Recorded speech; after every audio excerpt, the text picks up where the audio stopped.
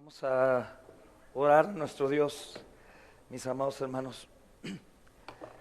Padre, gracias nuevamente, Señor, te damos a ti por tu favor hacia con nosotros. Es tanto, Señor, si cada uno de nosotros hace memoria de tus bondades. Enumeramos cada una de ellas, aún las más pequeñas, las que consideramos parte de la vida común, Señor. Son tantas, tantas veces, Señor, que si enumeráramos cada una de ellas, Señor, y meditáramos en cada una de ellas, Señor, tendríamos más y más motivos de alabarte continuamente y vivir para tu gloria.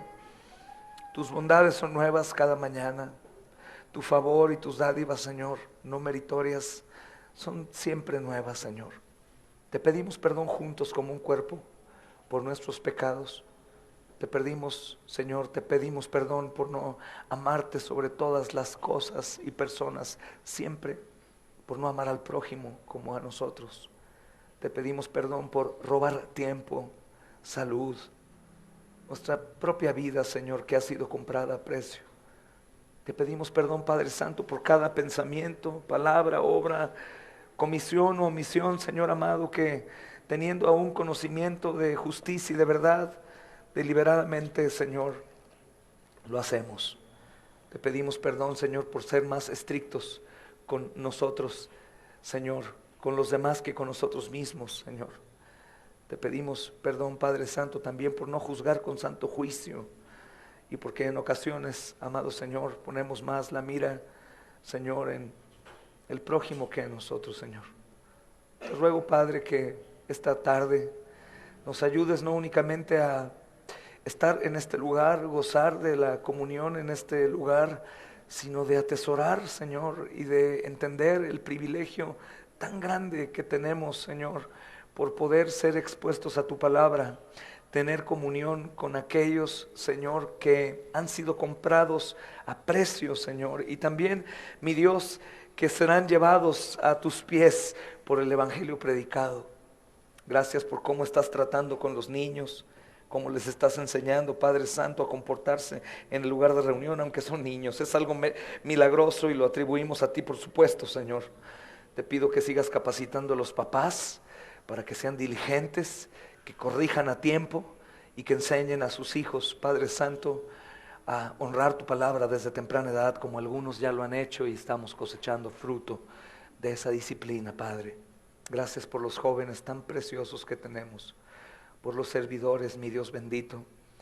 Gracias por las luchas que están enfrentando, Padre Santo, los jovencitos, Señor, pero que están perseverando. Sé que han pecado, sé que han cometido mal, pero mi Dios, sé también que eres un Dios perdonador, que cuando se te busca en arrepentimiento y fe, tú lavas y perdonas toda iniquidad.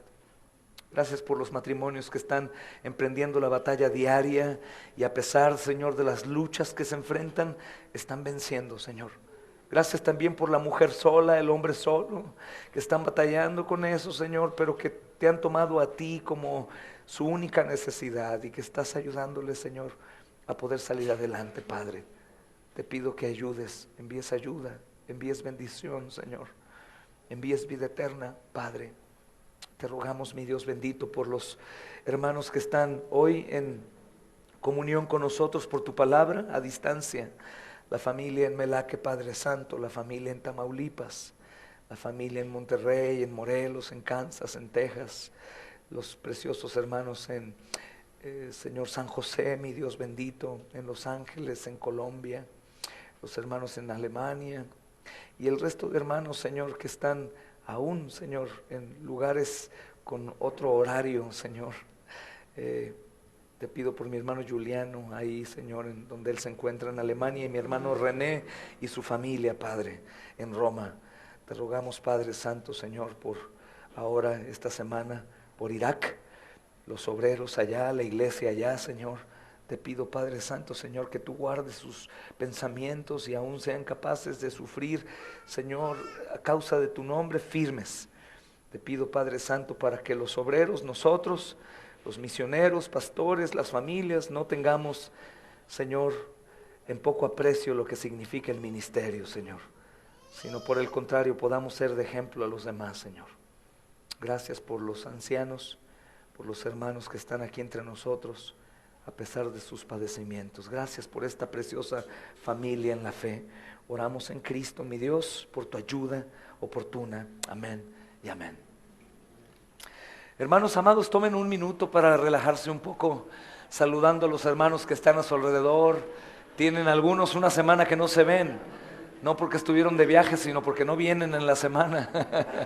Pero otros nos vemos todos los días y es una bendición poder hacerlo.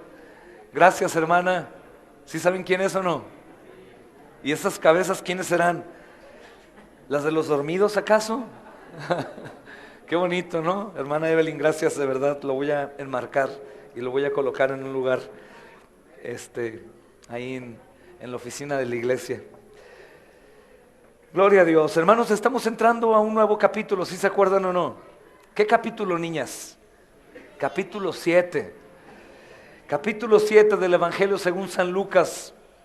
Cuando decimos según San Lucas, no es únicamente según lo que Lucas dice, sino lo que Lucas, inspirado por el Espíritu Santo, enseña.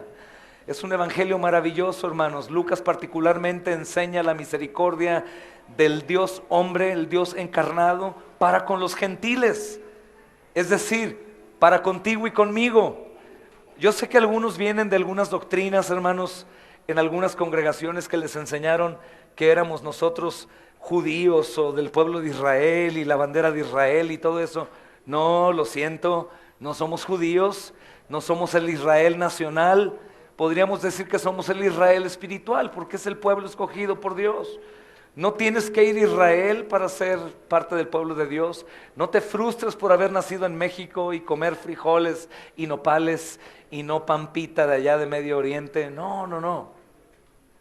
Hermanos, la misericordia que Dios muestra a través del Evangelio de Lucas es para los gentiles. Nosotros somos gentiles, es decir, los no judíos, de todo tipo de naciones, añadidos al cuerpo de Cristo, desde antes enseñado por el Señor, hermanos, siempre en su misericordia, queriendo añadir a su pueblo a más y más hombres en todo el mundo. Fue su propósito de salvación desde el principio, hermanos. En la primera porción que hoy vamos a meditar, no les prometo llegar muy lejos, ya me conocen, pero trata del versículo 1 al versículo 10. Hermanos, vamos a ver cómo el Señor recompensa la fe de un centurión. Ahora les hago una pregunta, Amanda y niñas, ¿un centurión qué es? ¿Y es un judío o un gentil? Un gentil. El Señor va a recompensar la fe de un centurión. Ahora les hago una pregunta retórica a los adultos. ¿La fe que recompensa el Señor Jesús del centurión es una fe suya o un don de Dios? Qué tremendo, ¿no, hermanos? Ahora vemos el ejercicio de una fe que no es nuestra, que es dada por Dios, pero que nos manda a ejercer. Y eso me llena de alegría porque este capítulo también nos va a enseñar mucho con respecto a lo que tenemos que hacer con nuestra fe. Así que abran sus Biblias en el Evangelio de Lucas, mis amados hermanos, versículo 1, el hermano Víctor nos hizo favor de leer, así que vamos a ir avanzando un poco más, mis amados hermanos. Ok, a partir del versículo 1, mis hermanos. Esa porción dice: después que Jesús hubo terminado todas sus palabras al pueblo que le oía, entró en Capernaum. Ojo, hay una continuidad. Algunos de ustedes, hermanos, ven en sus Biblias temas y capítulos que separan uno de otro, pero eso no existió en los antiguos escritos. Era un solo escrito, hermanos. Así que no encontrábamos un tema, no encontrábamos un capítulo, sino era un solo tiraje. Las traducciones comenzaron a incluir los temas y separación de capítulos para que pudiéramos tener un mejor estudio y una mejor comprensión de lo que el contexto en esa porción decía. Pero el contexto aquí continúa siendo el mismo. Si te das cuenta, dice: después que Jesús hubo terminado todas sus palabras al pueblo que le oía, entró en Capernaum. ¿Cuáles son sus últimas palabras? Hermanos, el sermón del Señor Jesús, resumido brevemente en Lucas capítulo 6, abarca del versículo 20 al versículo 49. Al versículo del 20 al 49, y ahí termina. Pero en una forma muy apropiada, hermanos, se inicia aquí un nuevo capítulo, pero no existe, hermanos, una división, sino hay una estrecha relación entre el último párrafo del capítulo 6, que ¿cuál es? El 49, ¿qué dice? Mas el que oyó y no hizo semejante es al hombre que edificó su casa sobre la tierra sin fundamento, contra la cual el río dio con ímpetu, es decir, dio, no probablemente le dará, dio con ímpetu, y luego su casa, ¿qué pasó? Cayó y fue grande la ruina de aquella casa. El río vendrá y va a golpear tu vida con ímpetu. Y me encanta, hermanos, entrar en el contexto, porque si nosotros predicamos Biblia consecutivamente, secuencialmente, pero, escuchen, hermanos, nos olvidamos del contexto anterior, podemos convertirnos en un predicador temático que va a tomar el tema desde el versículo 1, olvidando el tema que había antes, que es parte del versículo 1 de este capítulo. La enseñanza continúa. De hecho, lo que ahora va a hacer es una aplicación de los últimos versículos, sobre todo, hermanos, cuando estamos hablando del versículo 46. ¿Por qué me llamas Señor, Señor, y no haces lo que yo digo? Todo aquel que viene a mí y oye mis palabras, capítulo 6, y las hace, les voy a indicar a quién es semejante. ¿Y sabes ahora qué va a hacer? Hermanos, va a poner a un hombre que es semejante a aquel hombre que edifica su casa cavando hondo y que pone un fundamento sobre la roca, y cuando viene la inundación y el río y da con ímpetu contra su casa, no puede mover su casa porque estaba fundada sobre la roca.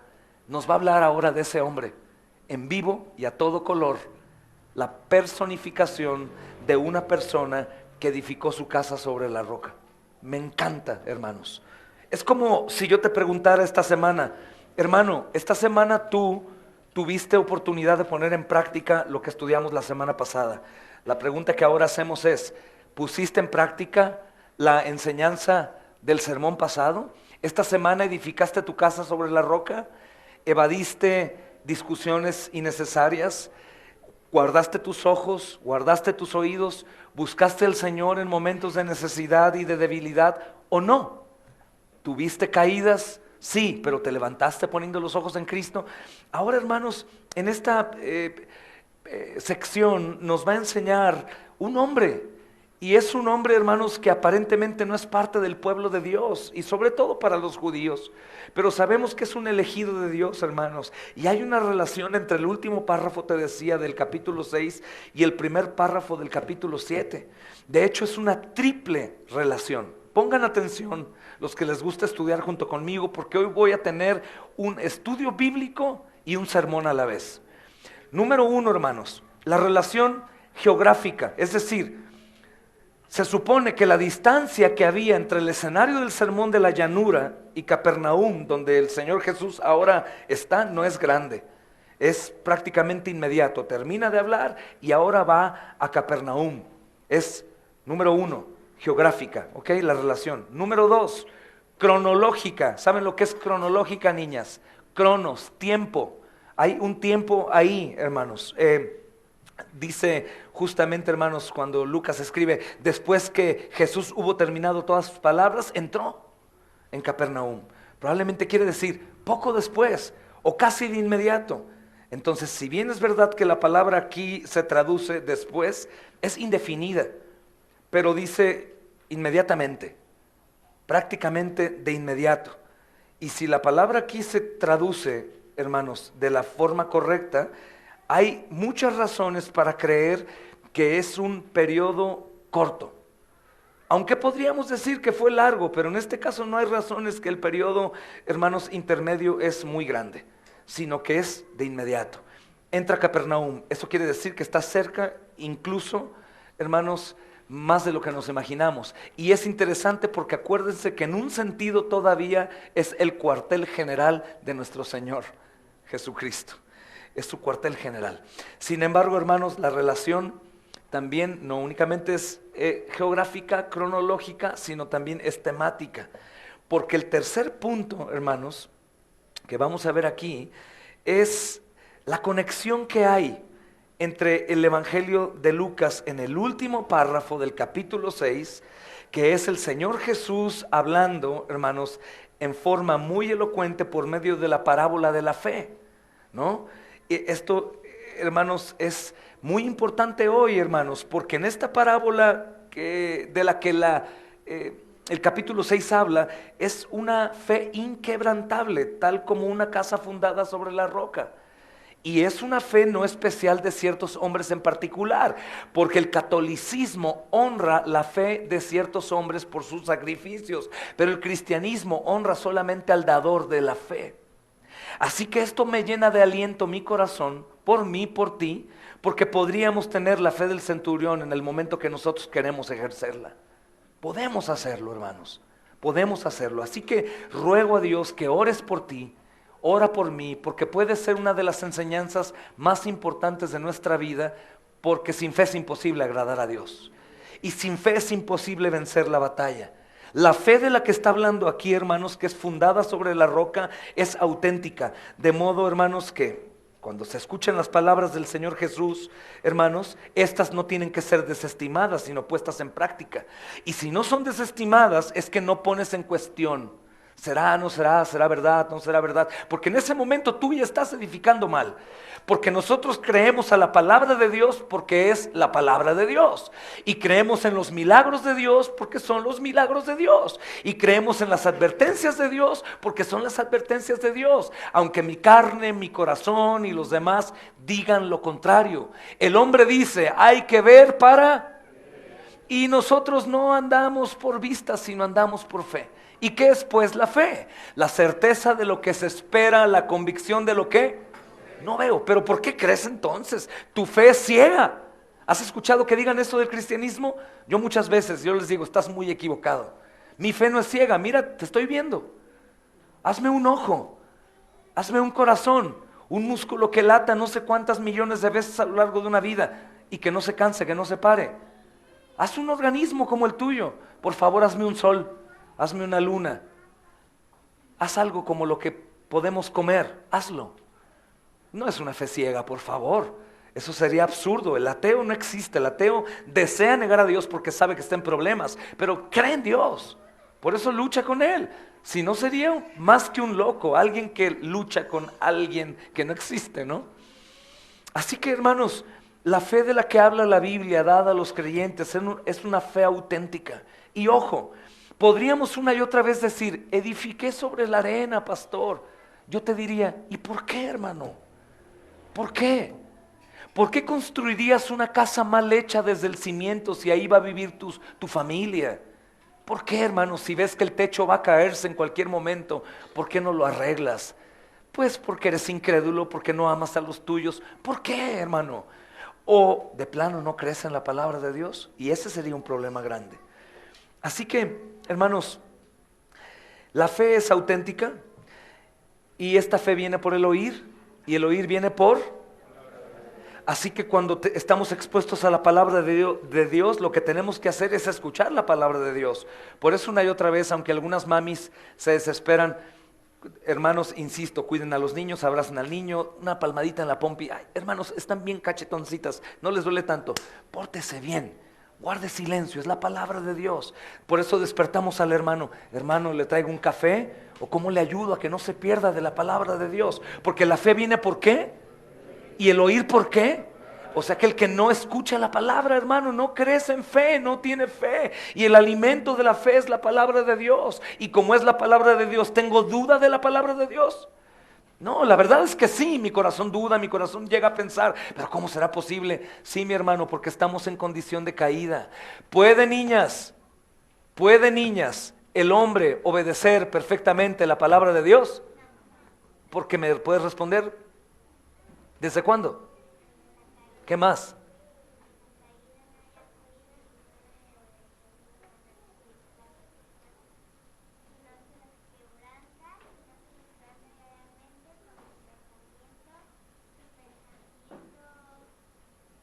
Sus acciones. Desde la caída el hombre no puede guardar perfectamente la ley de Dios porque la quebranta, lo quebrantamos. Entonces, ¿qué necesitamos, mis amados hermanos? Recordarle a mi mente y a mi corazón que la palabra de Dios es veraz. Así que, hermanos, en el párrafo que indica el capítulo 7, Lucas presenta excelente ejemplo de este tipo de fe. ¿De cuál tipo de fe? Recuerden, niñas, de los versículos últimos del capítulo 6. La fe que se edifica sobre la roca. Y no es la fe de algunos cristianos, debe ser la fe de todos nosotros si somos de Cristo. Fe que se edifica sobre la roca, con trabajo duro, hermanos, con estudio bíblico, con oración. Son los medios de santificación. La obra es suya, la salvación es del Señor, pero no podemos comparar a dos hombres, uno que lee, que estudia, que cree, que pone en práctica, que confiesa su pecado, que se arrepiente, que busca la integridad, que cuando cae en pecado se levanta y pone sus ojos en Cristo, que en uno que solamente es dominical. No es posible. Y no es que Dios obre más en uno que en otro, como algún hombre decía, es que Dios obra en tal hombre de forma particular y especial. Sí, hermano, es cierto, Él lleva toda la gloria, pero lo que pasa es que el hombre está buscando que Dios obre en su vida de forma única y especial. Y usted no. Usted no. Dios no tiene favoritos, hermanos, en ese sentido. Entonces, ¿qué vamos a ver aquí, hermanos? El pueblo, en particular, los ancianos judíos piensan algo de cierto centurión. Es una historia un poco semejante a la del joven rico. Escuchen la porción, hermanos, que vamos a leer aquí a continuación. Dice, ahora bien, dice, el siervo de cierto centurión a quien éste quería mucho. ¿Sí saben en dónde estamos, verdad, nenas? Ok, dice... me perdí, perdón. Sí, mucho. Estaba enfermo y a punto de morir.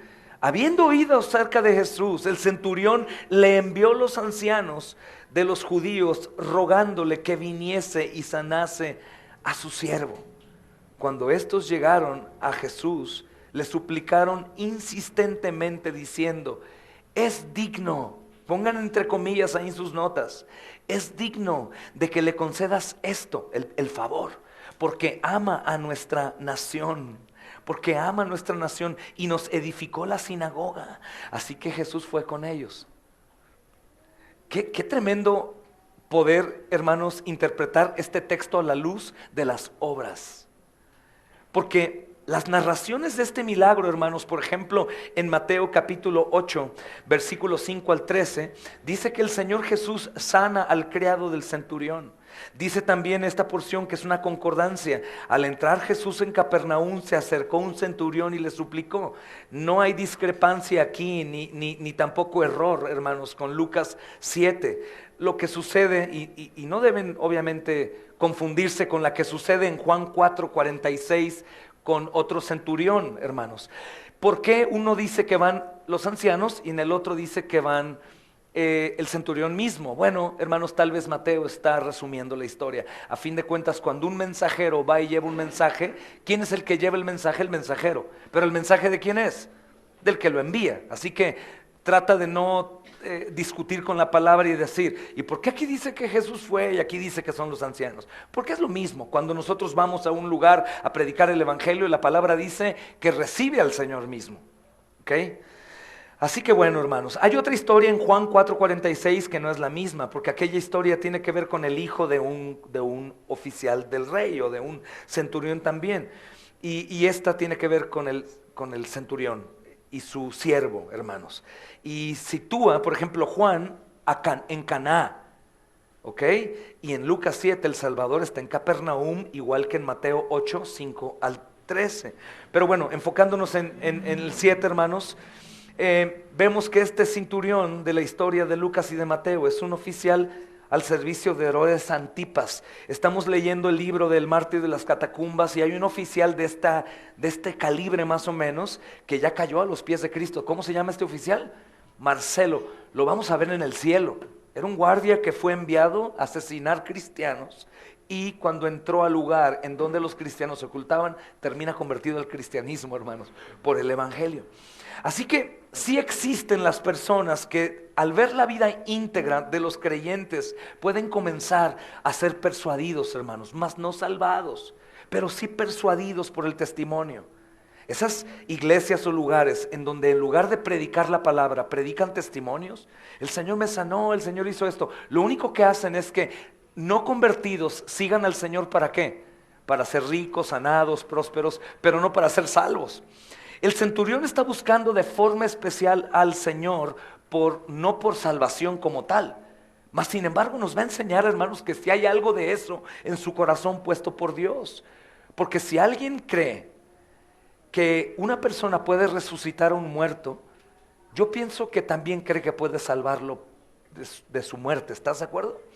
Entonces, esta historia es maravillosa, hermanos. Este hombre, la escritura estrictamente habla, hermanos, de un hombre que es jefe de una centena o más de soldados, hermanos. Es un hombre de autoridad, es un hombre que, siendo romano, con ese puesto, tenía una actitud fuerte. No es un hombre que con facilidad se humillaba, o que lloraba, o que se quebrantaba, o que ponía sus cargas sobre otro. Mucho menos entenderíamos en Jesús, que es un simple hombre a los ojos de los hombres. Pero como ocurre, hermanos, actualmente, en esos grados militares, hermanos, pues los hombres que están ahí entienden perfectamente los grados de honor y el respeto que se debe según el rango y la autoridad que tiene cada uno. Este hombre es un hombre de mucho rango, hermanos. Por ejemplo, cientos de soldados. Y él tenía, hermanos, obviamente un poder que lo caracterizaba como un hombre importante. Es lo que podemos llamar hoy en día como un capitán de un ejército. Hermanos, explico un poco para que los niños entiendan.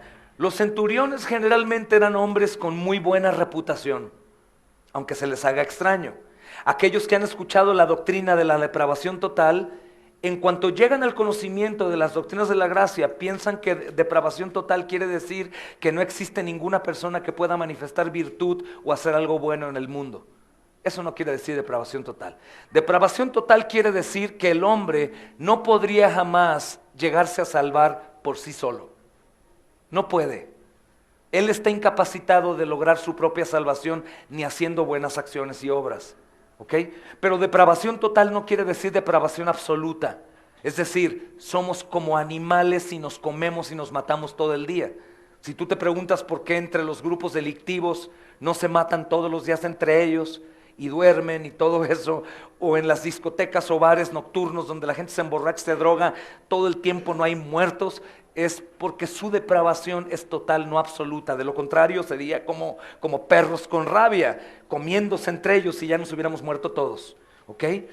Estos centuriones, hermanos, moralmente hablando, eran personas estrictas, se demandaban mucho a ellos mismos. Y de hecho, ¿qué creen? Las escrituras hablan bastante bien de ellos, aunque se les haga raro a algunos. ¿Cómo, romanos? Es imposible, ¿no, hermanos? Por ejemplo, en el Calvario, después de que el Señor Jesús hubo expirado, un centurión exclamó, verdaderamente, ¿qué dijo? ¿Se acuerdan? Este era el Hijo de Dios. Mateo 27:54, Marcos 15:39, Lucas 23:47. Los tres evangelios sinópticos narran un buen testimonio de este hombre. Algunos lo ven negativo. Oh, te diste cuenta demasiado tarde, estás perdido. No, probablemente ese centurión confesó públicamente que era el Hijo de Dios, y al decir de Dios, no dice de uno de mis dioses. Probablemente este centurión lo veremos en el reino de los cielos, hermanos. También el centurión que dijo a Pilato, tocante al cuerpo de Cristo, que realmente había muerto. Es decir, él le dijo a Pilato, no, realmente ya murió. Marcos capítulo 15, versículo 44-45. Hombres que están siendo usados para así cumplir al propósito de Dios. Hay otro centurión que todos recordamos, Cornelio. Es descrito, escuchen, como piadoso y temeroso de Dios junto a toda su casa. Alguien hace poco me refutaba y me decía, pero ¿cómo te atreves a decir que ese Cornelio era piadoso y temeroso de Dios junto a toda su casa si no era un cristiano? O sea, ¿que existe alguien así? Discúlpame, hermano, yo no lo dije, lo dijo la Biblia. La Biblia dice que este hombre era piadoso y temeroso de Dios junto a toda su casa, mas la Biblia no dice que era salvo. ¿Sabes por qué? Porque faltaba que Pedro viniera y hiciera ¿qué? Predicar el evangelio, pero era un hombre que ya deseaba en su corazón al verdadero Dios. Yo puedo decir aún de mi propia madre que desde que no conocía a Cristo ella ya deseaba al Señor. Yo recuerdo de pequeño lo que me enseñaba, me ponía a orar, pero ella no lo conocía, era como Cornelio. Pero si alguien le decía, ¿quieres a Cristo como Señor de tu vida? Yo estoy seguro que ella diría que sí. O no sé si me equivoco, ella está aquí. pero veía ese deseo, mas no podía. ¿Por qué faltaba, hermanos? El evangelio. Así que nadie puede ser salvo sin el evangelio de Cristo. Vida, muerte, resurrección. No es ven, te hace sano, te hace libre, te cura, hablas en lenguas. Eso no es el evangelio. El evangelio es vida, muerte y resurrección de Cristo, el Cordero de Dios que vino a quitar los pecados nuestros. Ese es el evangelio, y que resucitó y está a la diestra del Padre, reinando con poder. Hermanos, este es Cornelio también. Hay muchos versículos, hermanos, que hablan del buen testimonio de estos hombres, hermanos. Hechos 10:1, versículo 2, 22, Hechos 33, 44 y 48, que no los voy a enseñar por ahora, hermanos. Hemos ya estudiado la serie de Hechos. Y encontramos pocos pasajes en los cuales el Nuevo Testamento registra algún error de parte de un centurión. Qué tremendo, hermanos. ¿Qué quiero decir con esto? No estoy aprobando un centurión para ponerle un ministerio cristiano sin ser salvo, porque moralmente hablando es un buen hombre. Pero algo nos dice la Biblia. Si tú buscas un mal testimonio de un centurión, no vas a encontrar mucho. Yo, por ejemplo, hermanos, únicamente encontré 2 porciones en donde hay un error de parte de un centurión. Por ejemplo, Hechos 10, 25 al 26, cuando Pedro iba a entrar, Cornelio, centurión, salió a recibirlo y se postró a sus pies. Es un error, pero aún conociendo que era un varón temeroso y piadoso, sé que no debió honrar a Pedro de la manera equivocada, como los católicos romanos, que se postran ante Papa, vicario de Satanás. No debes tener miedo a decir que es la gran Babilonia y que está engañando a muchos. Y ellos se postran a un papa. Se postran. Pedro dijo, no, Cornelio, levántate por favor, que somos iguales. Aún Pedro, si Roma dice que es el papa sucesor de Pedro, aún Pedro se postró ante un ángel y el ángel le dijo, levántate. Ahora está extraño que el papa actual y todos permitan que se postren y lloren y levanten a los niños y los entreguen como a Moloch, a un sacrificio. No, tócalos, toca su manto, es abominable, hermanos. Pero qué interesante que yo creo por el testimonio de Cornelio, que Cornelio no se postró a Pedro para adorarlo. Cornelio honró que un enviado de Dios fuera a su casa. Mas algunos pueden verlo como algo fuera de contexto. Nunca te postres ante un hombre. Nunca te postres ante un hombre. Aun cuando algunos quieran ir o tomar su lugar ahí adelante, o algunas iglesias que dicen vengan al altar, esto no es el altar, hermano, este es el púlpito. Si es un lugar santo está bien, pero el altar es tu propia vida, tu propio pensamiento, tu propio corazón. Tú eres un altar o eres un lugar de desperdicio, o eres un templo o no lo eres, o eres un arca de la alianza o no eres nada. Pero este lugar no es especial para que vengan y se postren. Si alguien viniera de otra iglesia y dice voy a ir al altar, ¿a cuál altar? Y para empezar yo me bajo de aquí porque no quiero que parezca que te estás arrodillando a mí. Eso no es posible, no se debe hacer eso. Y puede ser un error que encontramos en la vida de Cornelio. ¿Por qué? Porque no es un discípulo, no ha sido enseñado. Y a lo mejor él honraba al César y se arrodillaba ante el César. Vio a Pedro, un apóstol, hermanos, lleno de la gloria y del poder de Dios, y se postró ante él. Pero Pedro lo corrigió. Pedro lo corrigió, hermanos. En Hechos 27:11 hay otro error, tal vez. Dice, el centurión se persuadió más por lo que fue dicho por el piloto y el capitán del barco que por lo que Pablo decía. Esto es cuando Pablo va a naufragar y un centurión se persuade por el capitán. Pues él dice, él es un capitán con experiencia, este es un predicador, pues la verdad yo le creo más al capitán, ¿no?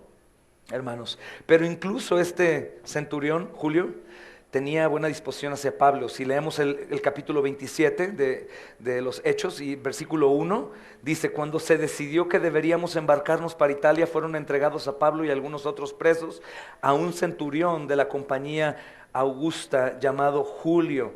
Y mira el versículo 43, dice, pero el centurión, queriendo salvar a Pablo, entonces siempre, aún con sus errores, tenían buena reputación. Pero de todas las cosas buenas que las Escrituras hablan, hermanos, con respecto a un centurión, hermanos, el más alto elogio es para el relato de hoy. Es increíble. Este hombre tiene un siervo. puedes llamarlo esclavo. Tiene un esclavo, hermanos. Pero ve lo que sigue. Este esclavo, dice la Biblia, que estaba gravemente enfermo. El estado de salud era realmente crítico. Mateo 8:6, que es el paralelo, dice: Señor, mi criado está postrado en casa, paralítico, sufriendo mucho. Dice, piensen, es un centurión, centenares de soldados, un gobierno, hermanos, tan estricto, trabajos específicos, y este hombre se pone a sufrir por un criado. ¿Sabes qué hacías, hermanos? Cuando alguien tenía un siervo así, era un desperdicio. Lo mandaban matar y tirar a la basura.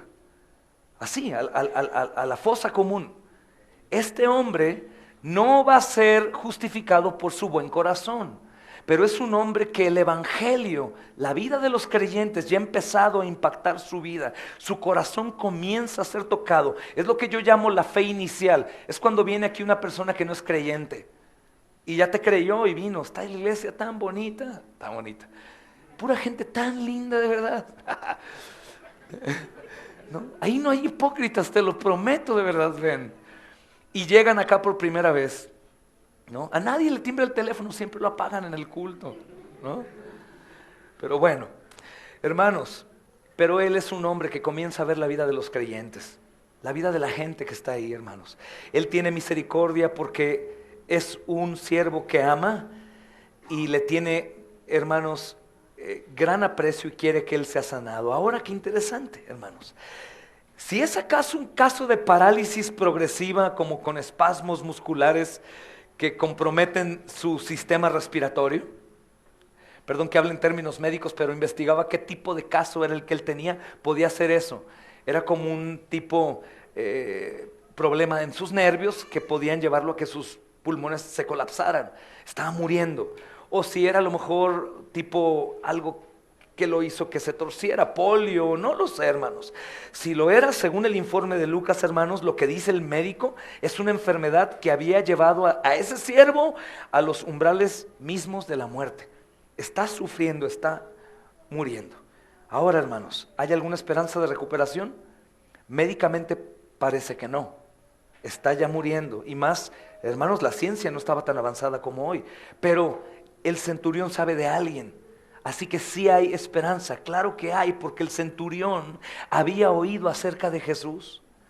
Hermanos, el centurión ya había escuchado acerca de Cristo. ¿Por qué un centurión había escuchado acerca de Cristo? Porque Roma tenía subyugado al pueblo hebreo, hermanos.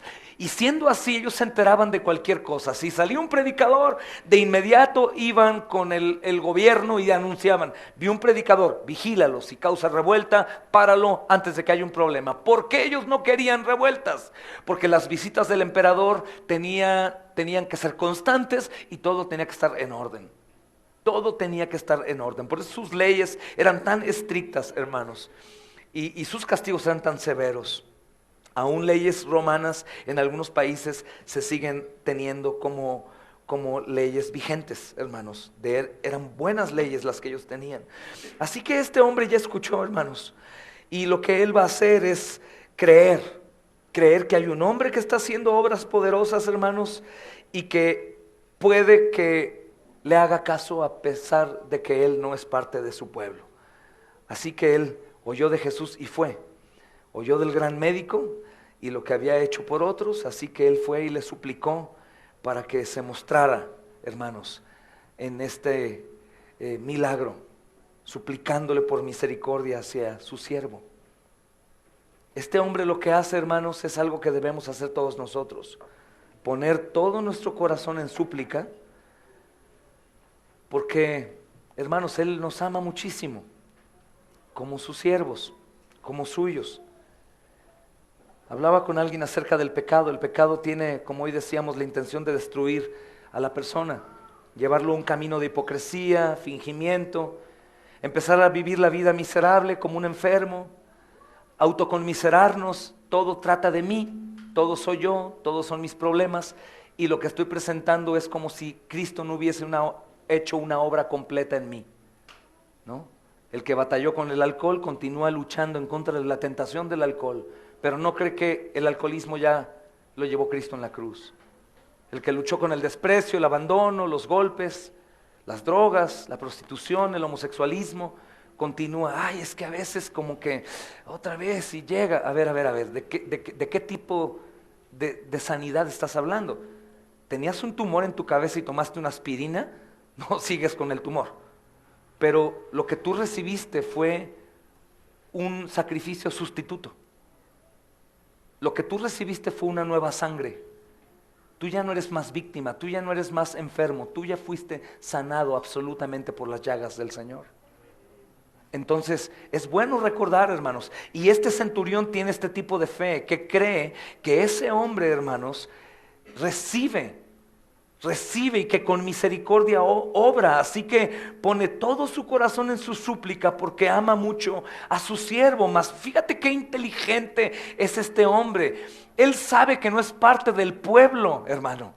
Él sabe que es un gentil, peor es romano, así que el Evangelio de Lucas, que es más preciso en cuanto a investigación, con la idea de convencer con sus escritos, no porque Mateo esté mal, pero Mateo habla a un pueblo distinto en donde entiende con facilidad lo que probablemente nosotros no podemos entender. Te recuerdo a qué me refiero. Mateo dice que es el centurión el que va y Lucas dice que van ancianos judíos.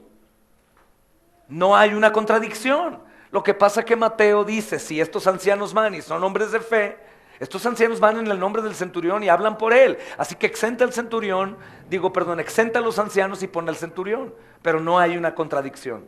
Es la misma historia. Pero qué tremendo Lucas nos dice, él no sintiéndose digno, manda a los ancianos. Aunque los ancianos, ¿cómo lo consideran? Digno. ¿Qué me enseña esto, hermano? ¿Cuántas veces a causa del pecado tú no te sientes digno? Si es que hay luz en tu conciencia, ¿no? Si ya se apagó, a pesar de tu pecado vienes aquí y gritas aleluya, gloria a Dios, amén, y en tu casa eres un demonio en lugar de un santo. Estás apagado en tu luz. Maldices, ves pornografía, celos, odio, estás como un demonio. Pero vas a la presencia del Señor con sus santos y ahí sí eres un santo. Te sientes digno, entiendes más la gracia y vienes como el católico romano al templo a escuchar la misa de San rápido, 15 minutos y sales y dices, ay, ahora qué bien me siento, bien ligerito, ay, gloria a Dios. Y se atraviesa un auto y le recuerdas a su mamá, te bajas, lo peleas, maldices, odias a tu esposo, subyugas a tu esposa, tratas mal a tus hijos. Hermano, este hombre con toda honestidad no se siente digno. ¿Por qué? Porque es un pecador, no parte del pueblo de Dios. ¿Y a qué quiero llegar con esto? Si tú eres, por el contrario, no de los hipócritas que dicen ser cristianos en la iglesia, pero no lo son en la intimidad, ¿ok? Y no digo que sean perfectos en la intimidad, sino que en la intimidad luchas, te esfuerzas, vas a tus rodillas, clamas, enciendes alabanza, pides perdón, enseñas a los tuyos. Es eso, lucha, guerra, golpes, espiritualmente hablando, ¿ok? Si eres de esos y pecas y llegas al lugar de reunión en donde hay alabanza y estás agachado, ¿qué pasa, hermano? Es el día del Señor, hay gozo. Pequé, hermano. Gloria a Dios. ¿Y te duele? Muchísimo, mi Cristo murió por mí. Entonces cállese la boca y crea en el perdón. Créale a Dios y no al diablo que te dice, no eres digno. Porque ciertamente no somos dignos, pero en Cristo ahora sí, hermanos. En Cristo sí podemos venir desde la mañana a prepararnos. Oh Señor, he pecado, pequé en la noche, Señor, te pido perdón, mi Dios. Creo en tu perdón, yo sé que no lo merezco, pero tú has querido dármelo. Así que sería muy orgulloso decir, no lo merezco, voy a golpearme, voy a vestirme con un saco de silicio y me voy a embarrar de ceniza y voy así conseguir mi propia purga. Eso es pacto de obras, es religiosidad. Somos salvos por medio de la fe y el arrepentimiento restaura mi relación con mi Padre. No para que sea mi Padre otra vez, como las doctrinas absolutamente heréticas que enseñan que si hoy pecaste, perdiste tu salvación y luego la ganas. Te pregunto a ti, al que sea que pueda escuchar esto, si la salvación que Cristo consiguió en la cruz se pierde, perdóname, mi amado, ¿cuántas veces la has perdido? Y cuando la ganaste, ¿cómo la ganaste? ¿Por fe?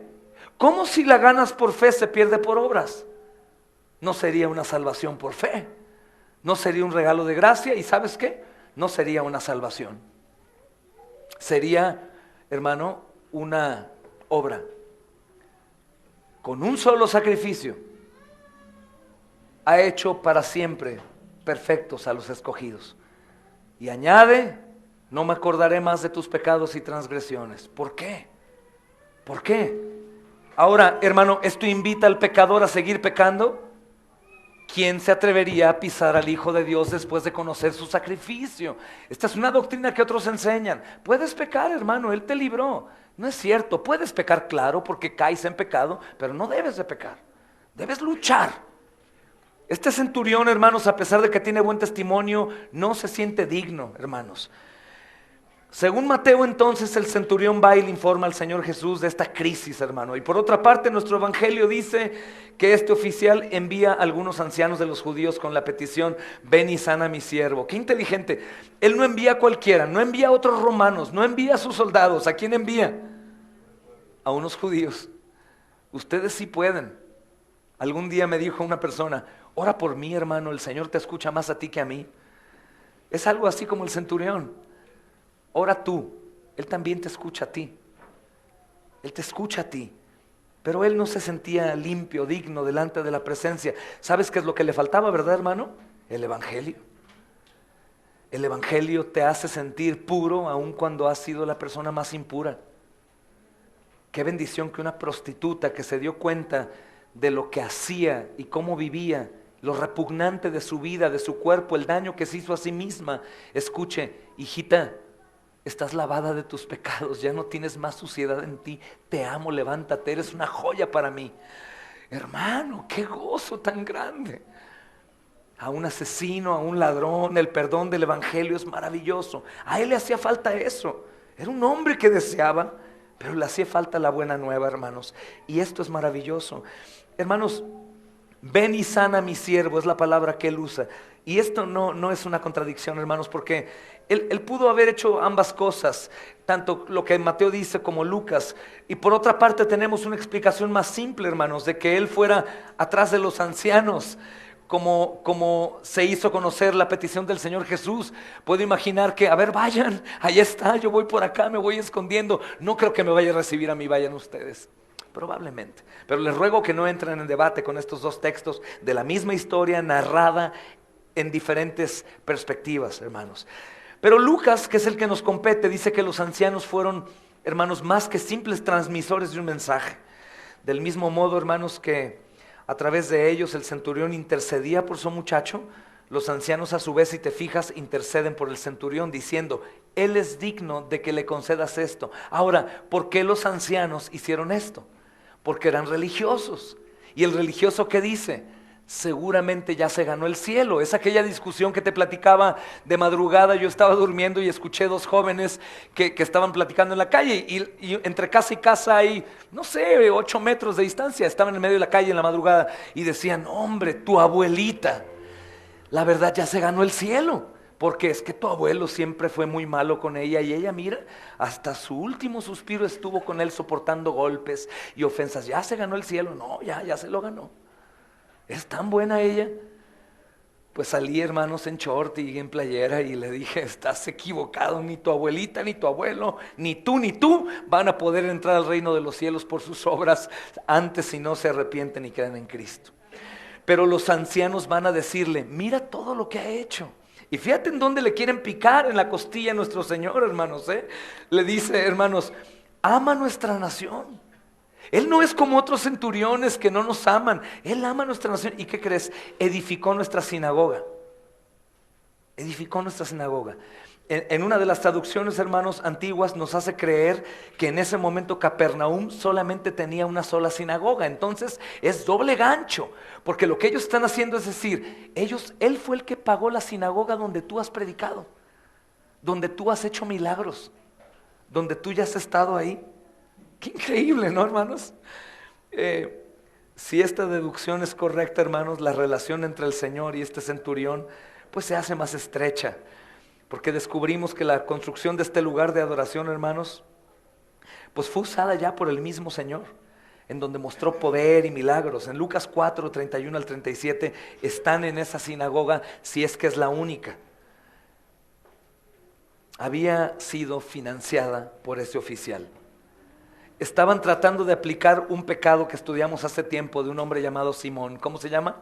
La simonía, ¿no? Y yo tanto que ayudé a ese hermano económicamente y no hace lo que le pedí. Le ayudé tanto a David económicamente y ahora que le pido que venga a ayudarme no vino. A ver si le vuelvo a ayudar, ¿no? Ese es el tipo de trueques malvados que se hacen cuando hay dinero de por medio. Ellos llegaron con buena actitud, pero dijeron, Él construyó la sinagoga, ama nuestra nación. Hermanos, aunque este centurión, como vemos en el versículo 9, no era judío y obviamente era romano, hermanos, el hecho de que diera una sinagoga a los judíos, obviamente dice que era un hombre rico, que era un hombre generoso y que tenía un buen carácter. Qué interesante, hermanos. Podríamos deducir también con esto, hermanos, que habiendo dejado el politeísmo, que niñas, el politeísmo saben lo que es, ¿verdad? El creer en ¿qué? En muchos dioses. Probablemente ya lo había abandonado, hermanos, y ya comenzaba a escuchar del Dios de Israel, que era la única religión verdadera, hermanos. Pues mandó a estos judíos para conseguir favor. O tal vez no. Tal vez era un oportunista generoso, que intentaba hacer buenas obras para poder ganar favor a sus dioses, pero sea lo que sea, creía en la persona correcta. Y vamos a ver, mis amados hermanos, por medio de la gracia de Dios, Él alcanzó mucho más que esto en la única religión verdadera.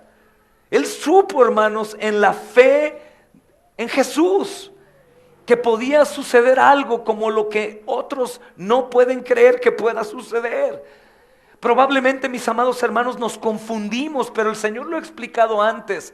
Yo te aseguro que aún la mayoría de nosotros se sorprende más si una niña muere aquí o un joven aquí y de pronto resucita. Al asombro que deberíamos de tener, que estábamos muertos en delitos y pecados, sin oportunidad de ser salvos por nosotros mismos, y que el Señor fue a la muerte, a la cruz, para hacernos salvados. Te aseguro que eso, hermano, no te ha hecho brincar. Estaba muerto y ahora vivo, a pesar de ser pecador aún. Voy a ir al cielo porque Cristo pagó por mí. Pero sí brincaríamos y lloraríamos si vemos un muerto aquí que resucita. Hemos tenido un servicio funerario aquí. ¿Qué hubiera pasado si escuchamos en el cajón? ¡Ábranme! Número 1, todos los machos pechos peludos salen corriendo de aquí y dejan al pastor nada más aquí, a lo mejor con algún hermano que no se quedó por valiente, sino porque está paralizado. Me ha pasado, hermanos. No que un muerto resucite así. Sí me ha tocado que un muerto resucite un bebé. Lo he visto, pero me ha pasado con un endemoniado, que nos dejaron solos a mi esposa y a mí. Pero, ¿por qué no nos asombra la salvación? Si ese muerto que resucita va a volver a morir. Pero los que han muerto con Cristo vivirán por la eternidad. La salvación se tiene en poco aprecio, hermanos, y es más verdadera que la muerte. Es más verdadera que la muerte, hermanos. Así que, hermanos, qué bendición, porque cuando los ancianos llegan y dicen es digno, dicen los judíos, yo te pregunto, ¿digno de qué? ¿Digno de qué?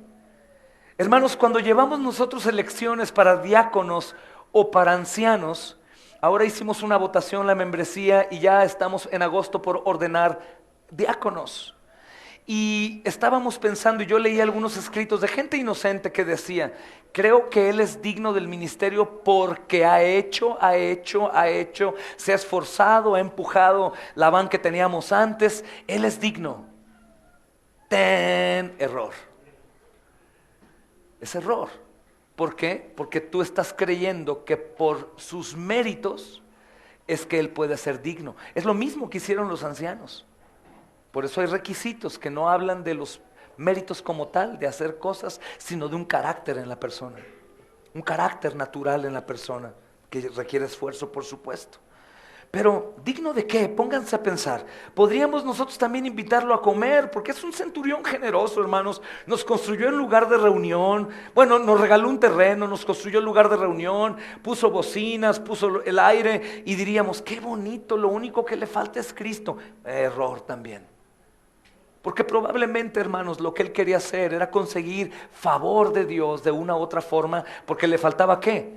El evangelio, hermanos, el evangelio. Estos ancianos están completamente perdidos también en su percepción del evangelio, porque ellos dicen, Señor, tómalo en cuenta, Él es digno. Y por muy bien intencionada que haya sido la evaluación de esos ancianos hacia ese hombre, huele a doctrina de méritos humanos. Y debemos librarnos de eso entre nosotros como iglesia, porque tú puedes valorar a alguien digno de algo y de inmediato te pregunto, ¿por qué? Ay, ¿por qué es tan bonito? ¿Por qué es tan sonriente? ¿Por qué es tan fuerte? ¿Por qué junta las sillas? Porque el otro día lo vi que corrió por un refresco para la comunión. Ay, no, él es digno. Doctrina de méritos, doctrina romana, hermanos, doctrina musulmana, que creen que con sus cosas que ellos hagan van a poder lograr algo para con Dios. Escuchen bien para que hoy todos, niños, adolescentes y adultos, renuncien una vez y para siempre a la doctrina de los méritos. No importa lo que hagas, no importa cómo sirvas, no importa el dinero que des, no importa nada. Aquí el único que lleva toda la gloria y toda la honra es Cristo. Ningún mérito nuestro, hermanos amados, va a ser tomado en cuenta para decir, fue el sacrificio de Cristo, pero también su obra con flemas y excremento, lo que le ayudó a entrar al cielo. Nada, solamente las obras de Cristo. Pero pastor, tú enseñaste un día que ahora en Cristo nuestras obras no son trapos de inmundicia. No, pero es que siguen siendo las obras de Cristo, no las nuestras. No las nuestras, porque sin Cristo no podríamos hacer obras justas. Sin Cristo solamente haríamos buenas obras, pero que están ensuciadas de porquería. ¿Por qué? Porque tienen el propósito de hablar de mis propios méritos. Así que de méritos, ¿sabes qué llevamos, iglesia? Nada. Claro, hermano, la fe. La fe es un don de Dios. Mi arrepentimiento. No te arrepientes si Dios no te da el don del arrepentimiento. Toda la gloria y toda la honra solamente es para nuestro trino Dios, hermanos. Solamente.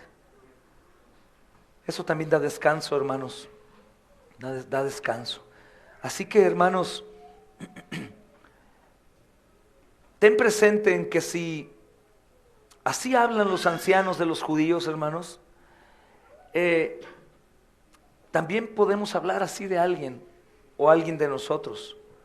Porque la doctrina verdadera habla del modo absolutamente contrario.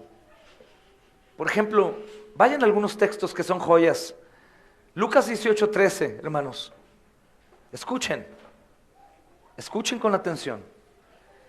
Pero el recaudador de impuestos de pie, a cierta distancia, no quería alzar los ojos al cielo, sino que se golpeaba el pecho diciendo, Dios, ten piedad de mí, pecador. Pero ¿qué hacía el otro hombre? Señor, gracias que yo no soy como aquel pecador.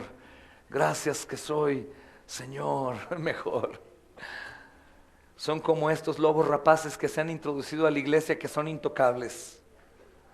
Yo no puedo evangelizar, yo no puedo tocar una escoba, varón de Dios, porque soy el ungido de Jehová.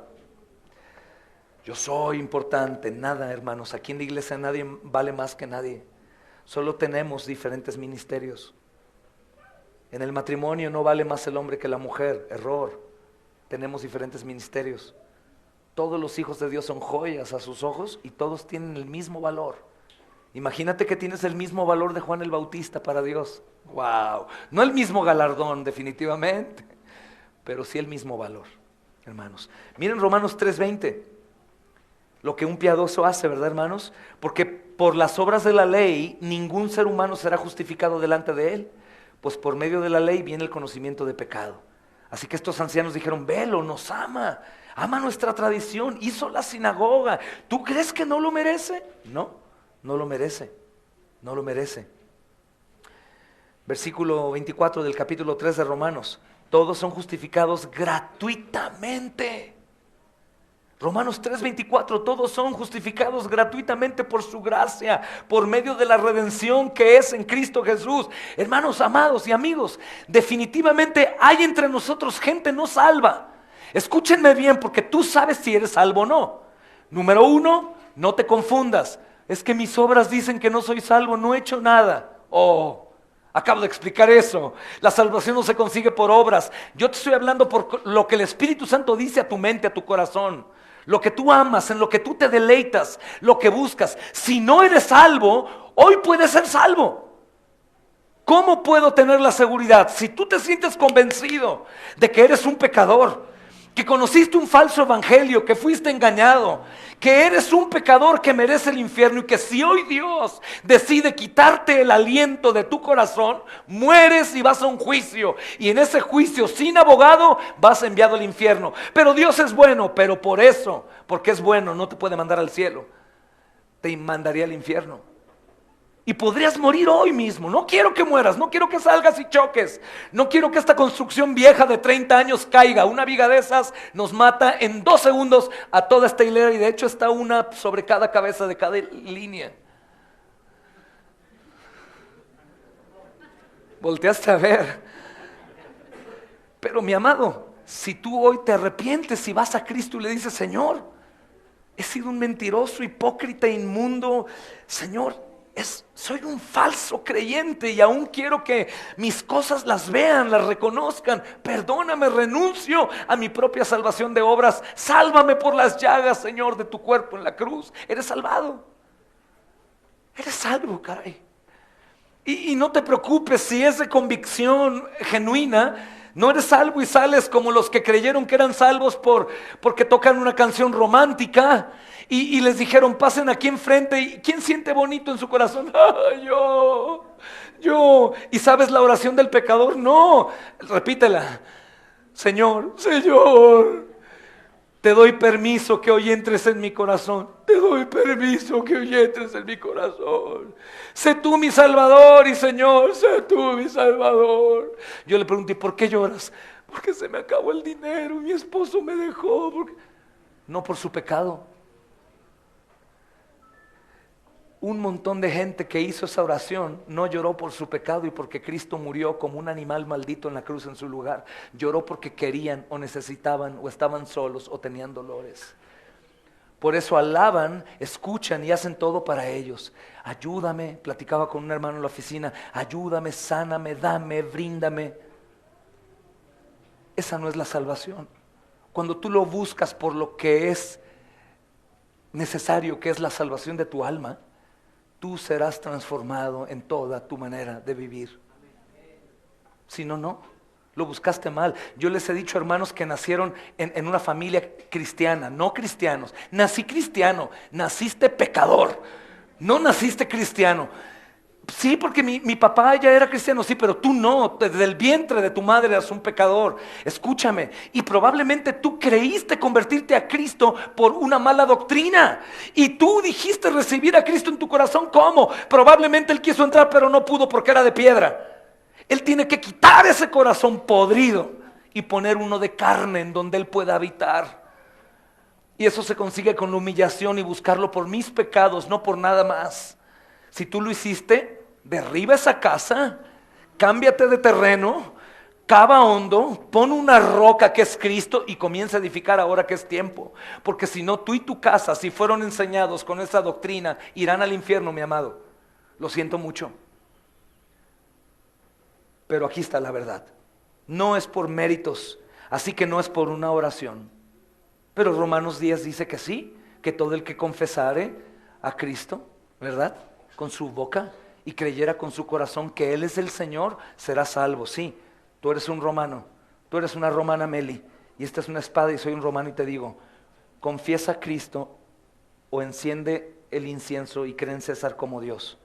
Si confías en Cristo, te corto la cabeza. Si no quieres morir, enciende el incienso.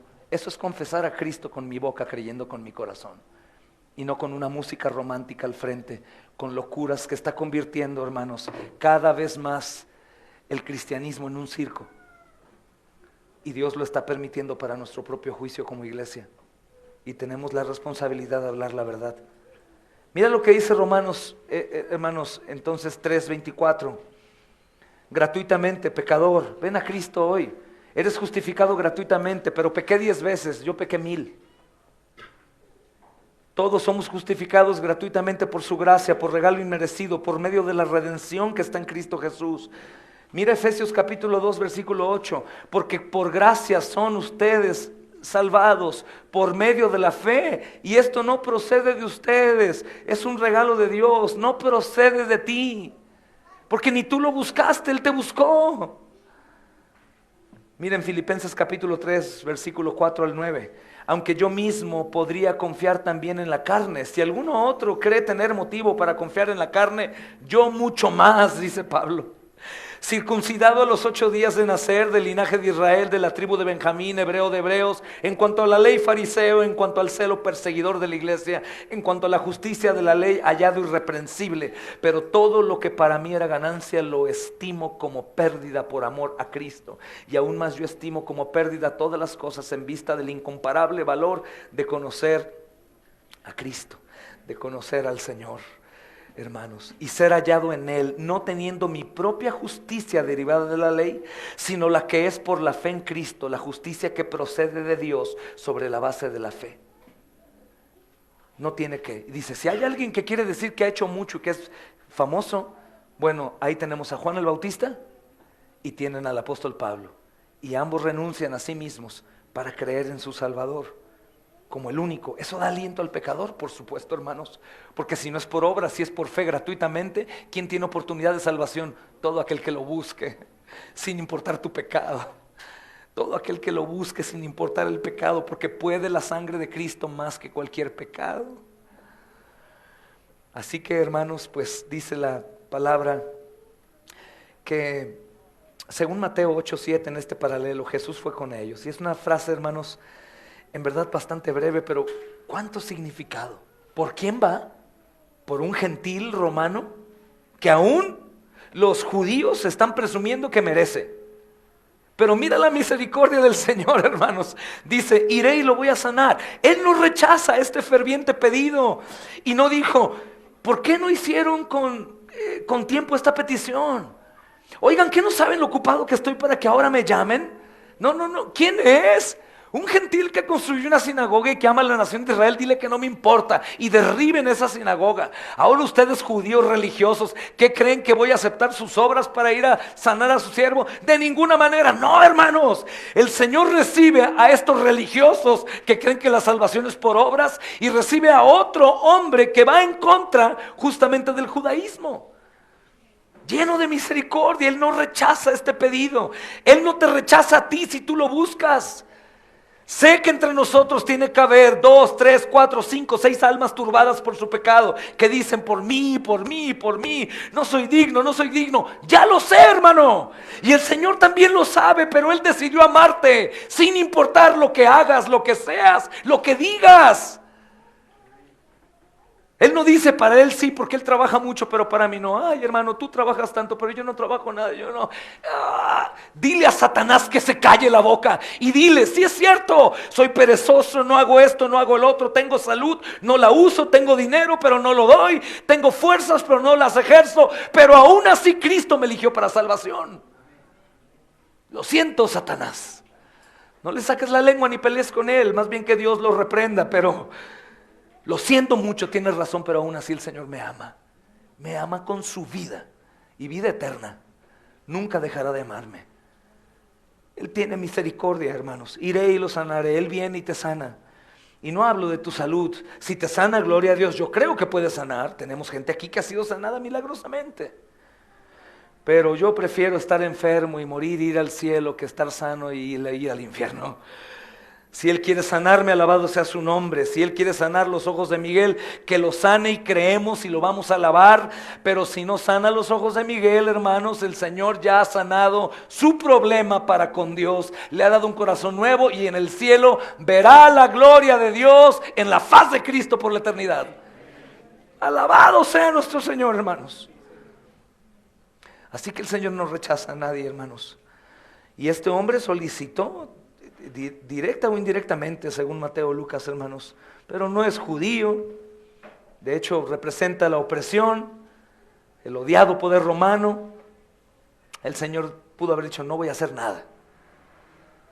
Tampoco, hermanos, puesto que los ancianos fueron, Jesús tampoco pudo haber ido. Le pudo haber dicho, oigan, espérenme ustedes, ancianos, parecen que creen que les debo este favor porque construyó su sinagoga. Yo voy a rechazar su petición. Nada de eso, hermanos, nada de eso. Cuando las madres oran por la salvación de sus hijos, a lo mejor piensan en el pecado de los hijos, o los padres y dicen, no, me va a rechazar, mi hijo ha blasfemado ya el nombre de Dios, ha hecho tantas cosas. ¿Y tú crees que por tu oración ellos van a ser salvados? No, tampoco por tu intercesión. Ellos son salvados por el evangelio nada más. Pues debemos orar por misericordia, claro. Hermanos, nada de esto, sin poner condiciones o peros. El Señor Jesús, ¿sabes qué hizo? Se pone rumbo a la casa en la cual se necesitaba ayuda. Hermanos, al leer esta historia nosotros tenemos la tentación de concentrar toda nuestra atención en el maravilloso centurión. ¿Qué centurión, hermanos? La verdad, se siente indigno. Es un hombre que ama a la nación de Israel aunque Roma la subyuga. Construyó una sinagoga. Imagínense, hermanos, que don Cuco de la esquina, católico romano de hueso colorado, agustino de convicción, de pronto dice, les regalo el terreno de allá enfrente y les voy a construir su parroquia, mis amados cristianos. ¿Quién sabe? Algunos lo invitan hasta la Santa Cena. O lo bautizan ya por eso. Pero el Señor no, hermanos. No toma en cuenta, gloria a Dios. Él ha usado impíos hasta para darnos de comer, ¿verdad? Pero no lo salva por eso. Él no puso condiciones, hermanos, no puso peros. El Señor Jesús se puso rumbo allá. Y sabes, el centurión sí es un personajazo, hermanos. Maravilloso centurión. Está de verdad, hermanos, maravilloso poner un poco la atención en él. Deberíamos de ser como él en el sentido de pensar en los pobres, en los necesitados. Poner atención, no subir la ventanilla, ayudar, dar. Está bien, por la gracia de Dios, hermanos. Él era un buen hombre, en el sentido de virtud, de actitud, no bueno para salvarse, porque no hay ni uno para salvarse solo, ¿verdad, hermanos? Está bien, hermanos, pero nuestra atención no debe fijarse especialmente en él, sino debe de fijarse en la maravillosa gracia de nuestro amante Señor.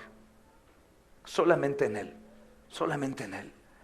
Hay un canto de un hermano M.J. Roseman que dice, oh sin igual amor de Cristo el Salvador, nuestra salud compró cuando en la cruz murió, pues tanto fue el amor de nuestro Redentor, que por nosotros su vida entregó. Él no fue herido, Él murió en su profundo amor, hermanos. Así que lo que el centurión pensaba de sí mismo, hermanos, es, no soy digno. Cuando el Señor Jesús está lejos de la casa, el centurión de pronto dice el versículo, vayan conmigo niñas, 6b al 8. El centurión envió a los amigos a decirle, Señor, no te molestes, pues no soy digno. Porque el Señor ya iba, hermanos, ahí.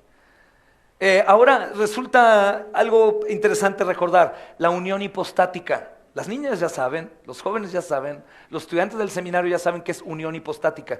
Es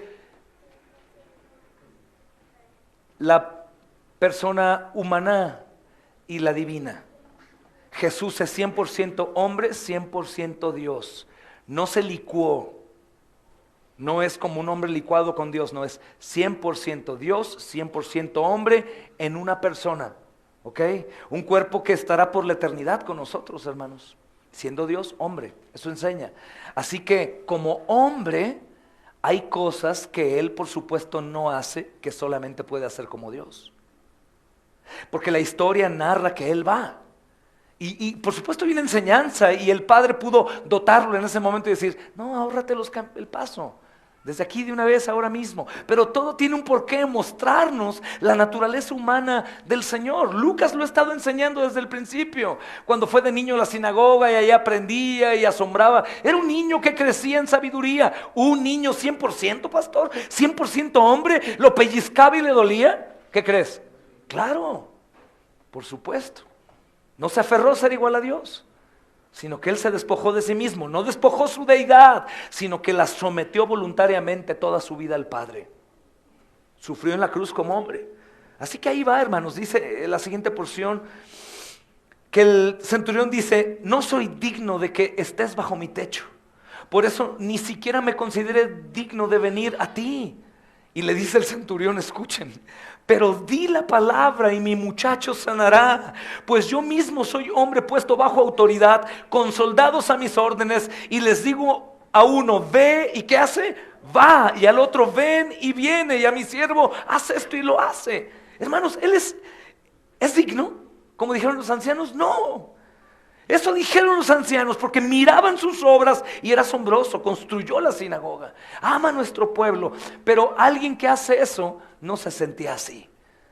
Él se sentía indigno. Él conocía la autoridad de Cristo, por revelación, por supuesto, probablemente por el evangelio que escuchó con algún muerto en algún apedreamiento. No lo sé, hermanos, de qué forma él cree en eso, pero ya cree en eso. Alguien preguntaba: hermano, pero ya había muertos por la causa de Cristo, si el primer mártir es Esteban. Sí, cristianismo, pero por Dios siempre los hubo. La batalla de los romanos con judíos era por Dios, justamente, hermanos. Los celotes eran celosos de la ley, y probablemente un celote muerto decía: y vendrá el Mesías a futuro. El primer mártir de Cristo como cristiano es Esteban, claro. Pero había muertos, había guerras justamente en el tiempo del Señor Jesús con los celotes, hermanos. Pero, hermanos, qué interesante, porque él está sabiendo que es indigno. ¿Alguno se siente indigno de haber sido comprado por la sangre de Cristo? ¡Qué bendición! Es una buena condición, pero no te quedes indigno siempre. Esta es una mala condición. Quedarte siempre ya perdonado, bautizado, tomas la Santa Cena, pero aún sigues indigno. No, hermano. Él no te mandó a darte golpes de pecho. Él te mandó a dar golpes en las puertas. Buenas tardes, ¿cómo está? Dios le bendiga. Soy cristiano, me congrego aquí a la vuelta, traigo un tratado con usted. Él te mandó a tocar, hermano, puertas. Él te mandó a tocar vidas, te mandó a tocar corazones, no tu autoconmiseración. ¿Ya fuiste salvado? Ahora ve a salvar a otros. Ahora ve por otros, hermanos. ¿Quién él es en comparación a este ser excelso? Encarnación corporal de la autoridad majestuosa, hermanos, de poder infinito, de amor condescendiente, un amor que atraviesa todo abismo y que pasa sobre cualquier obstáculo de raza, de nacionalidad, de clase y de cultura. Cristo mismo, hermanos. ¿Quién es él para hacer que este maestro bondadoso cometa un acto de ponerlo en un conflicto? Porque él sabe que si este maestro judío va a la casa de un gentil, según la costumbre tradicional, lo mete en problemas. Es un hombre sabio, es un romano estudiado. Dice: no puedes venir, te voy a meter en problemas, eres un gran hombre. Hermanos, según la costumbre tradicional, hermanos, un judío no podía entrar a la casa de un gentil para no contaminarse.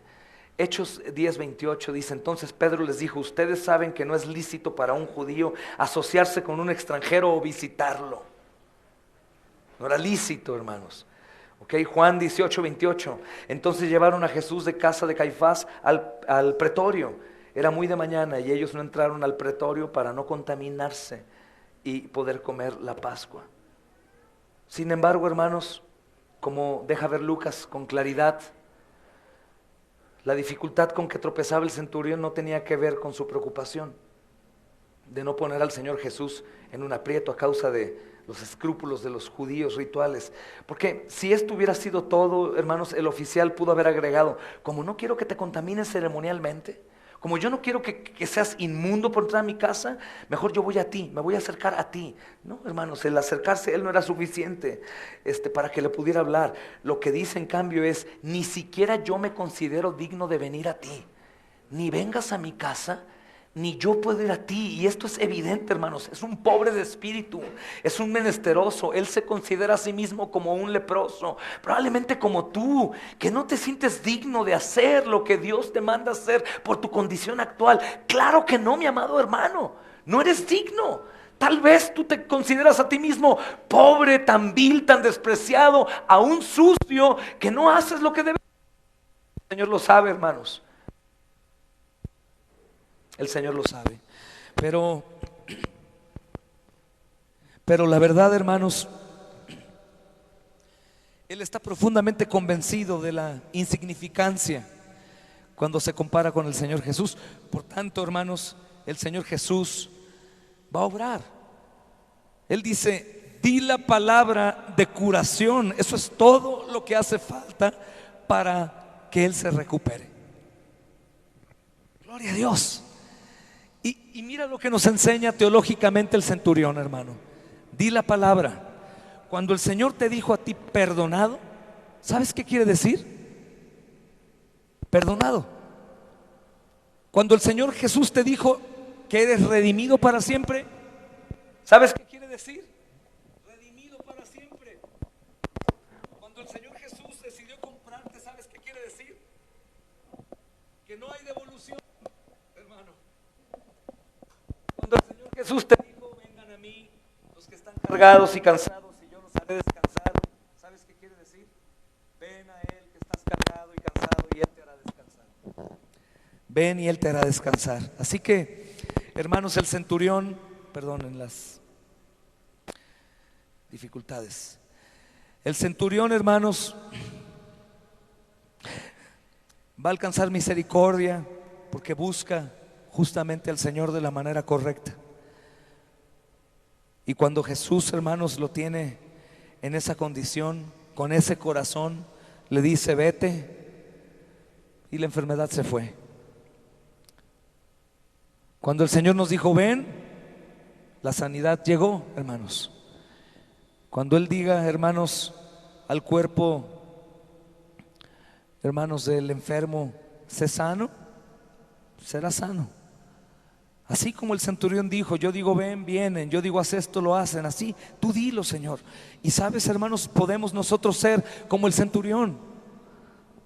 ¿Podrás tener misericordia, hacer un milagro, Señor, el cual yo considero que es imposible? Aún probablemente están, hermanos, en casa esperándolo, haciendo los preparativos para el funeral. Yo pienso en esto y digo: a veces nosotros también estamos llorando ya porque alguien tal vez no va a ser salvado, hermanos, y ya tiramos la toalla. Pero no estamos pidiéndole al Señor: Señor, ¿podrías venir y sanar a mi hijo y salvarlo? Señor, ¿podrías sanar a mi esposo de su alma y sanarlo? Señor, ¿podrías tú, Señor, no soy digno, pero usar nuestra congregación de una manera poderosa para hacer la fama de Cristo por todo el país? Señor, ¿podrías darme un corazón de siervo para ser usado para la gloria de tu nombre? ¿Podrías hacerlo? Claro, hermanos, que Él puede, y claro que quiere cuando lo buscamos con cosas que son conforme a su voluntad. Así que, hermanos, en cualquier caso el mensaje era la respuesta del centurión a Jesús, que es lo que nos dice tanto Mateo como Lucas, hermanos. El centurión está profundamente convencido de que la presencia personal del Señor Jesús no era necesaria. Y la presencia personal, física del Señor Jesús, hermanos, no la tenemos ahora aquí. Y creo que ese es un problema grave en el pecado y en nuestra fe para perseverar. Si el Señor Jesús nos convoca a ir al evangelismo del domingo a las 12 de la noche, ¿quiénes estaremos aquí con Él para ir al evangelismo a las 12 de la noche? Si el Señor Jesús hoy te dice: arrepiéntete de todos tus pecados, yo ya te he sanado y te he hecho libre, póstrense de rodillas delante de mí para tocar sus corazones y sanarlos, ¿quién lo haría? Todos, hermanos. Si el Señor Jesús estuviese, hermanos, no en la iglesia, en tu hogar, parado a un lado, hermana, viendo tus pensamientos, lo que vas a estar a punto de hacer, hermano, lo que vas a maquinar, la manera en cómo vas a trabajar, cómo vas a vestirte, cómo vas a hablar, qué vas a ver, ¿lo harías igual que ahora que no está físicamente? ¿Qué nos enseña el centurión? ¿Qué nos enseña el Espíritu Santo por su vida? No es necesario que Él esté físicamente para que obre milagrosamente en todo lo que Él quiere obrar. No es necesario. ¿Por qué no aprovechamos de esta enseñanza, hermanos, y le pedimos al Señor cada uno, hermanos, en su dificultad? Señor, ¿por qué no salvas a mi hijo que necesita salvación? ¿Por qué no salvas a mis padres que aún viven?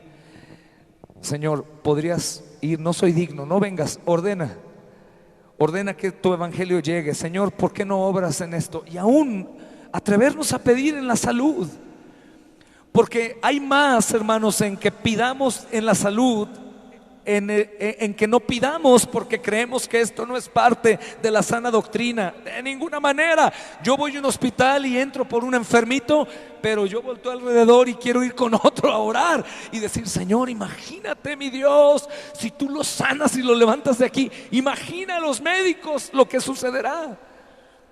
A decir: bueno, si el Señor quisiera sanarlos, ya los hubiera sanado. Cuando nos manda a nosotros, hermanos, hay tanto en esta enseñanza.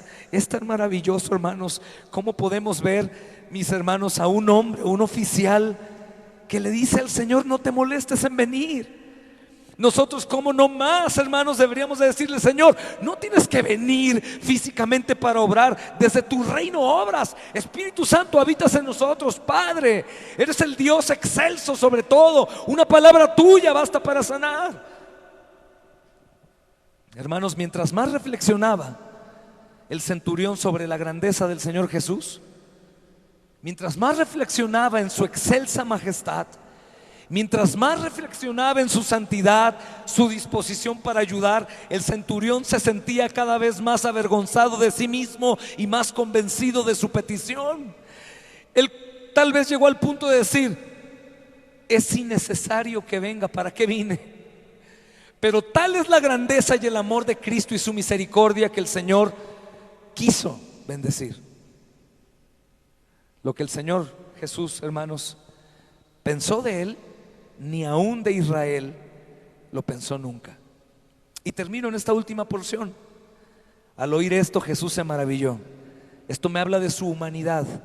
Si el Señor Jesús se maravilló, mis amados hermanos, es porque estamos hablando humanamente, ¿no? En el Señor, porque Dios es impasible, no ve la obra, y en el cielo el Dios invisible, se asombra, ¿no? Hermanos, Él es inamovible, Él es inmutable, pero la persona de Jesucristo es hombre también. Y volviéndose a la multitud que lo seguía, les enseñó: os digo que ni aún en Israel, aquellos que presumen de mí, de los siglos y los siglos, que esperaban al Mesías, he hallado una fe tan grande. Y cuando los que habían sido enviados volvieron a casa, entraron y el siervo estaba sano, hermanos. No tuvo que ir. Hermanos, el Señor Jesús, claro que estaba asombrado. Estoy hablando como Jesús hombre, ojo, hermanos, que sí tiene pasiones. Estaba asombrado, y la razón era exactamente contraria a la mencionada. Porque ¿sabes lo que hizo el centurión? Declarar que en realidad él creía que él era Dios. Porque solamente saben ellos que Dios es el que puede hacer milagros. Aún sacerdotes romanistas han dicho estas declaraciones: solo Dios hace milagros. Este hombre también lo sabía.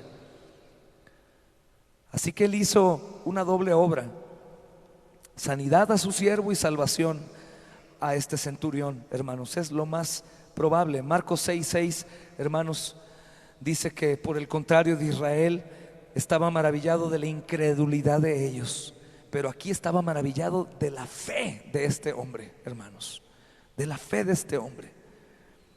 Siento decirte, mis amados hermanos, que normalmente nosotros cumplimos el requisito de que el Señor se maraville de nuestra poca fe, y no que se maraville de nuestra gran fe, de creer. Tenemos, hermanos, el privilegio de poder tener la Escritura. Tenemos el privilegio de poder escuchar sermones. Tenemos el privilegio de tener biblioteca, leer, conocerlo más. Por eso no se nos da el privilegio de no creer, porque tenemos de más para creer en Él, hermanos. Se nos da más para no dudar que para dudar, hermanos. Siempre, siempre, siempre, siempre, siempre. Hermanos, el mensaje que se transmitió del Señor era: ve a la casa, como tú creíste te sea hecho. Mateo agrega, hermanos, que de este mismo modo, y en ese mismo momento el muchacho estuvo sano. Y efectivamente, hermanos, los amigos que el centurión había enviado al Señor Jesús regresaron a casa del oficial, y lo que sucede es que el siervo está sano. ¿Cuántas veces oramos así, hermanos? ¿Cuántas veces oramos así? Hermanos, ¿cuántas veces oramos? ¿Cuántas veces creemos así? Esto es bueno para meditar, hermanos, si necesario. Si decimos nada más, hermanos,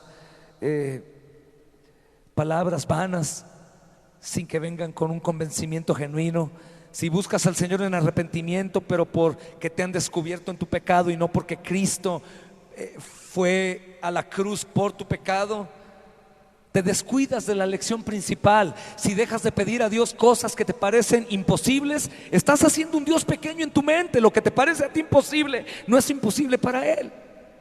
Hacemos un Dios pequeño, hermanos. Volvemos a la religión de obras cuando también dudamos de que podemos alabarlo o no. Si pecamos ayer o antier, en lugar de decir: sí, Señor, pequé de nuevo contra ti, pero gracias, Dios, por Jesucristo, a quien enviaste a lavarme de este pecado. Y hacemos un Dios pequeño, vivimos vidas pequeñas, damos al mundo un cristianismo insaboro, hermanos, sin luz, sin poder. Hermanos, ¿acaso no nos muestran estos y muchos otros pasajes cuán maravilloso es el Salvador? Hermanos, ¿acaso la Biblia no nos señala, hermanos, a Cristo como el único que no solo manda a todos los hombres a recibirle por fe para la gloria de Dios, sino que también los reconoce cuando lo hacen? Es lo que dice versículo 9 del 7. Al oír esto, Jesús se maravilló.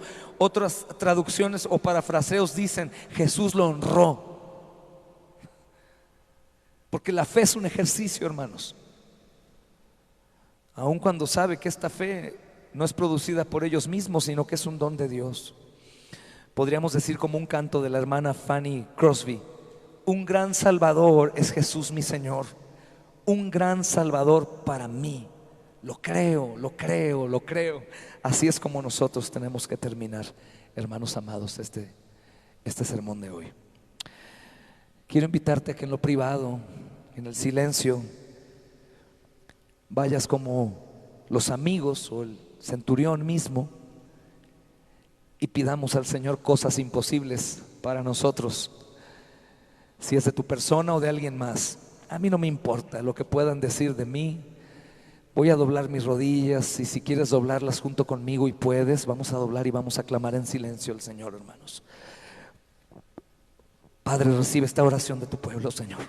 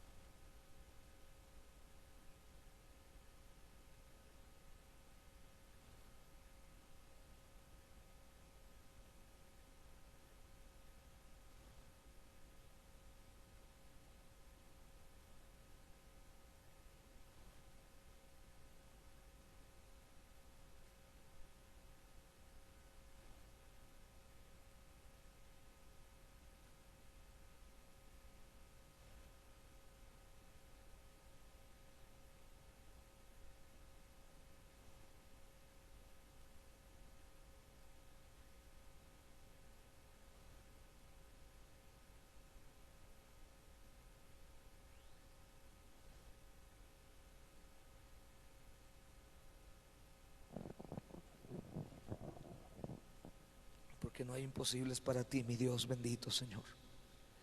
Recibe esta petición como de un solo hombre unido. Y gracias, Señor, tu palabra dice, como si ya lo hubiésemos recibido, Señor. Creo que has tocado nuestras vidas, mi Dios, para pedir cosas conforme a tu voluntad. Y esas son un sí y un amén, y te damos gracias. Gracias, Padre Santo, por tu bondad, por tu misericordia. Llénanos de temor y usa nuestras vidas para la gloria de tu nombre, mi Dios. Y recuérdanos el impacto de la cruz, mi Señor, te lo pedimos en Cristo, por favor. Gracias que estás a la diestra intercediendo ahora mismo por nosotros. No somos dignos, pero tú sí, y tú nos representas ante el Padre, Señor. Gracias, mi Señor. Gracias. Gracias.